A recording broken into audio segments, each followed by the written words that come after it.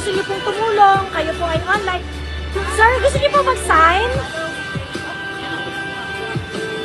Pa? Ayan. Pirma na po kayo para mapauwi natin si PRRD. Pero para sa kaalaman ng lahat, ang isang legal na petisyon ay hindi katulad ng isang signature campaign. At dahil dito, ang signature campaign ay hindi maaaring pilitin ang International Criminal Court na palayain si Pangulong Duterte. Meanwhile, Meron akong address niya ni Edwin Amore. I'll make sure you would not be able to come home. Putang ina mo eh. I'll make sure you would not be able to come home. Putang ina mo eh.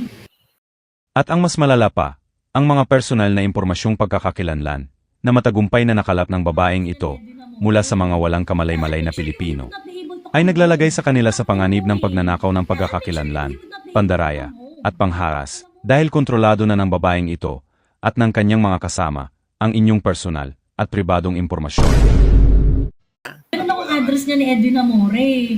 I'll make sure you would not be able to come home. Putang ina mo eh. I'll make sure you would not be able to come home. Putang ina mo eh.